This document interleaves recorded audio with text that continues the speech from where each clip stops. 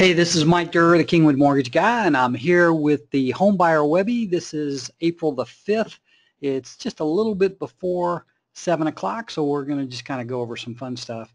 But this particular session, I think, is one that I've had a few people ask me about, and I'm not sure that everybody pays attention to this, but it's 6 tips to help you buy a home that makes you money.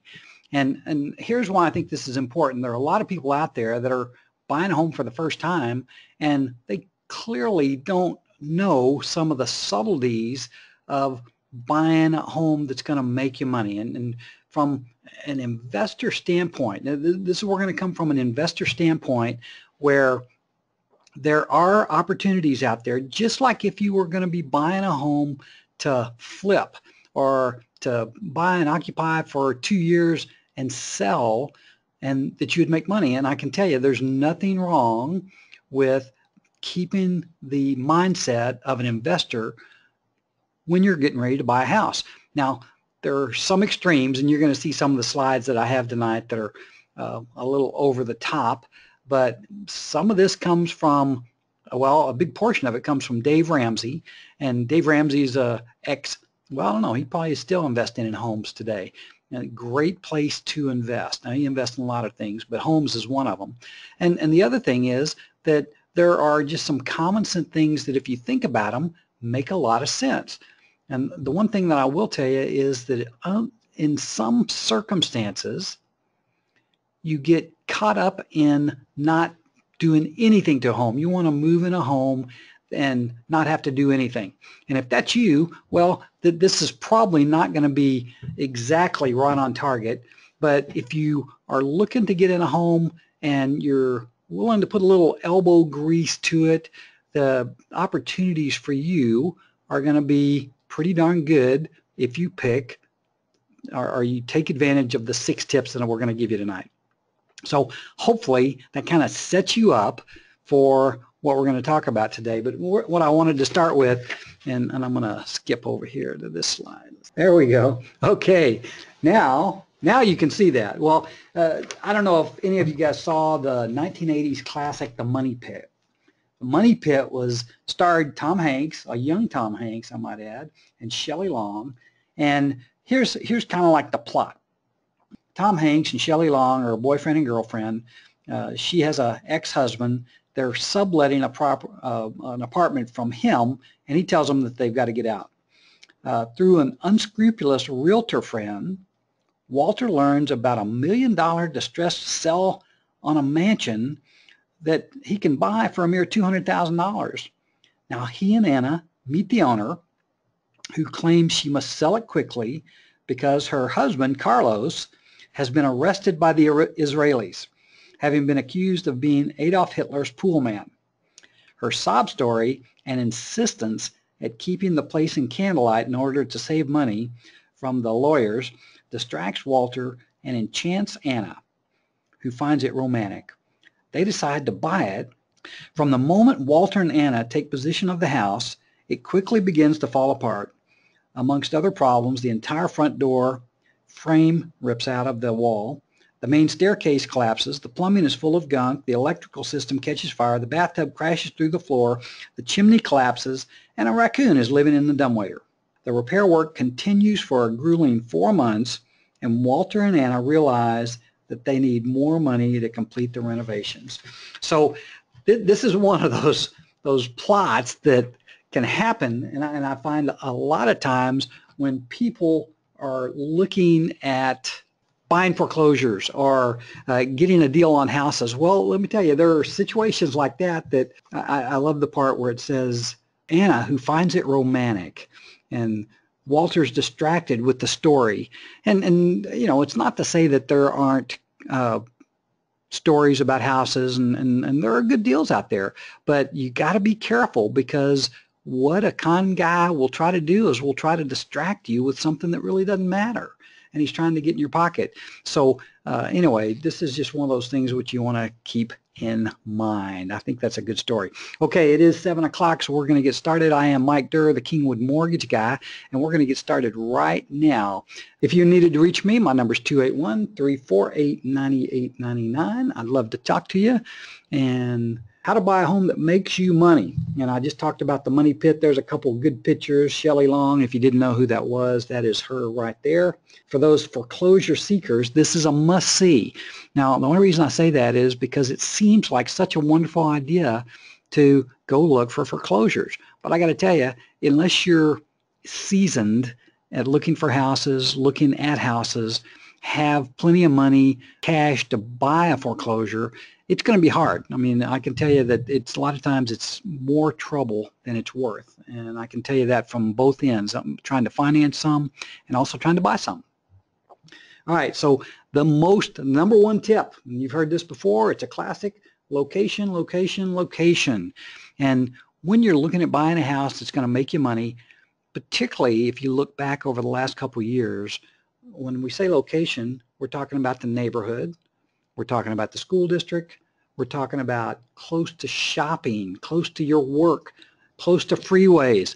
Those are all things people like. And when I want to point out the close to work things. Now, I've in the jobs that I've had in Houston, it seemed like the first 15 years that I lived here, I had to drive over an hour to get to my place of employment. And just the cost of the gasoline and the wear and tear on the car and the extra hour each way that I spent, I was willing to do what it took, but it wore me down. And I can just tell you that I'm living a little bit of nirvana right now when my house and my office are no more than 5 minutes away. It's a very positive thing. It would be very difficult to get me to go do anything else. So that is one of those things that's really important. Why are school districts important? Well, school districts are important because people want to bring their kids up and have them go to good schools. They want to be safe schools. They want to be well educated in the public school districts. And there are some public school districts that are superior to others. So if you buy in that area, then you have a better chance of that property that's in that area appreciate. And are the school taxes a little bit higher? Yes, they are. But guess what? That is not a big deal to somebody that's looking to bring up their children. It's a small additional cost when you compare that to being in an area where the school districts aren't so good. Okay, neighborhoods are different, and in Kingwood alone, and in Humble and Atascocita, each little subdivision has its own characteristic. It's really important that you're aware of the characteristic of each one of those little subdivisions because it makes a difference in how they're going to appreciate. And then finally, close to freeways, an example that I can tell you that's in Kingwood is that if you live in the back of Kingwood, that used to be a matter of prestige. But what I hear more today than I hear about the prestige is how long it takes to get from the back of Kingwood to Highway 59. And for the people that live closer to the front, all of a sudden that it's become more, the property values have become more valuable because you're closer to the highway. It's easier to get out. You can go faster. And in our day and time, that's an important thing. So that is number one. Location, location, location is an absolute critical factor. Beware of too many homes for sale in the same neighborhood. You can go into a neighborhood and if you're looking at this picture that we've got right here where all these homes are for sale. I was trying to figure out what this guy looked like. He's got his, he's doing the lawn. Anyway, this is not a good sign. Too many homes for sale. What could be wrong? What could be wrong here that everybody wants to sell pretty much all at the same time? Well, it could be crime. It could be there's a toxic waste dump somewhere. Maybe some news came out that something was going to happen to this neighborhood. There could have been a government rule change, and who knows what that could have been. Whatever, you can tell that if this many people are looking to sell all at the same time, there's some bad news going on there.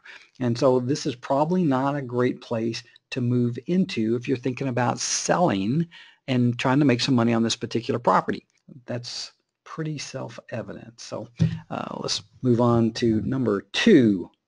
Number two, home size. Is bigger better? Well, just a little bit of a stat. 1950, the average home size of most homes, average size, was 1,000 square feet. Today, or not too long ago, last year, the average home size is actually 2,700 square feet. But here's the catch. Don't be afraid to go against the norm. And it's for investment purposes, it's always better to be the smallest home on the block. Now, this is a pretty dramatic, this picture is pretty dramatic example of that. But here's what the real deal is.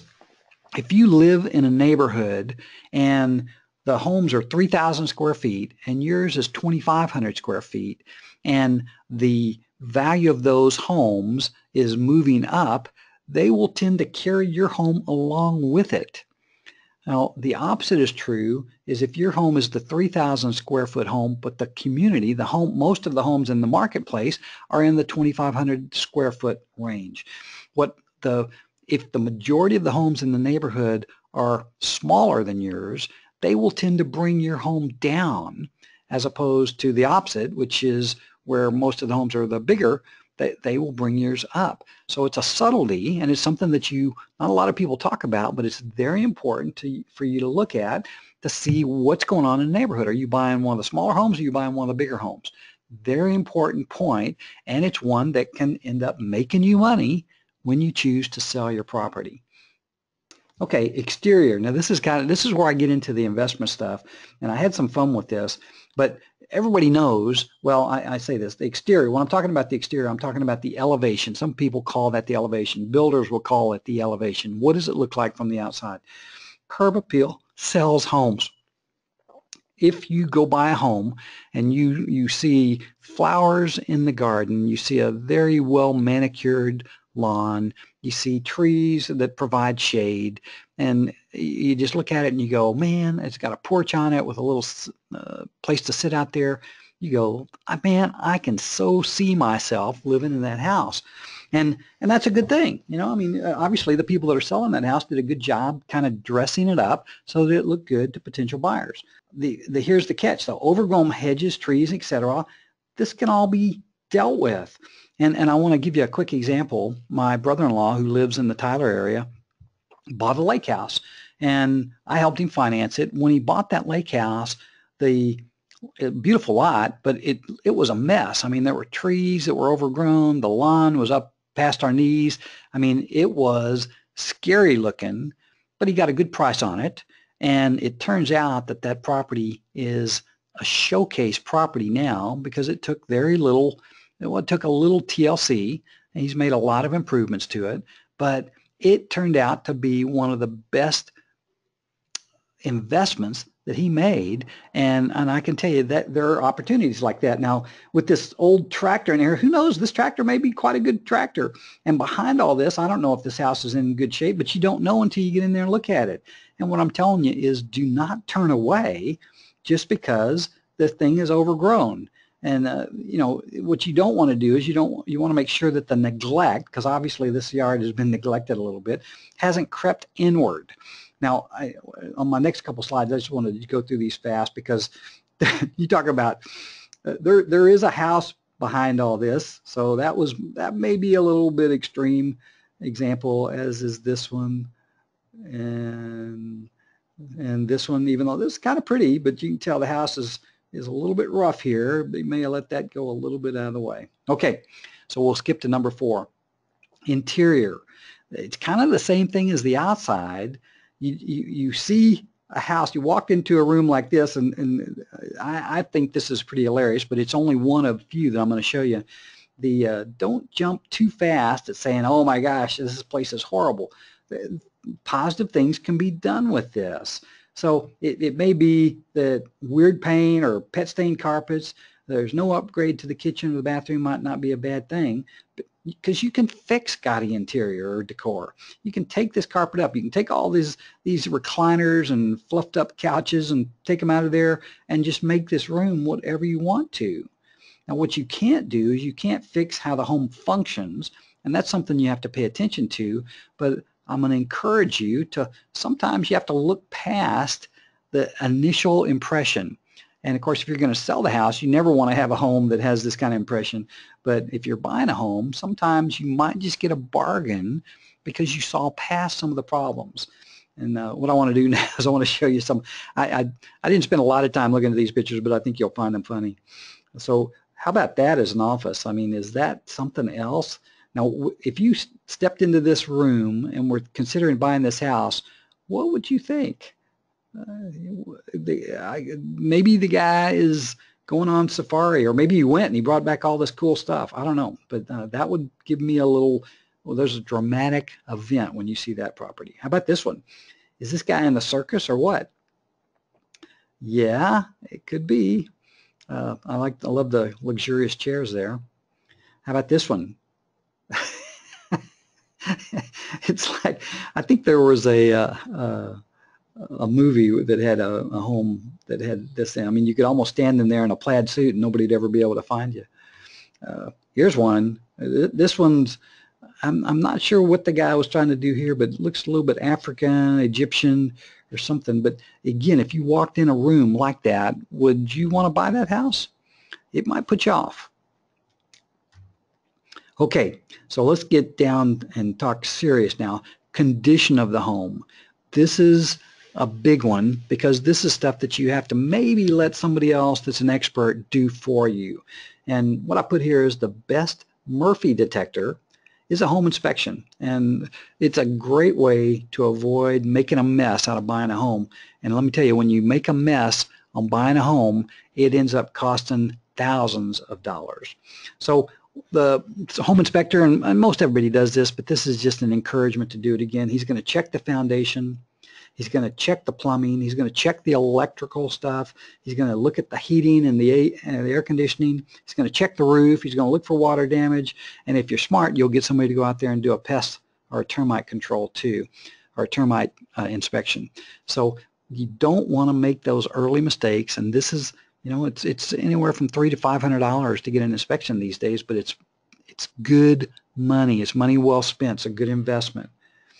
All right, so let's see what number 6 is. Number 6 is the price. Now, this last 2 years, the market has been kind of interesting. It's in the 250 and lower range. The homes are going really fast. If it's 125 to 200, I mean, you're likely to have multiple offers on that, and there's not a lot that you can do in regards to making an aggressive offer when you're kind of in bidding line. But the key thing that Dave Ramsey says is you don't want to stretch. You want to put down as much as you possibly can, as much as you're comfortable putting down. You always want to get an experienced realtor who knows how to do the comps in the area. And you always want to look for an expert negotiator.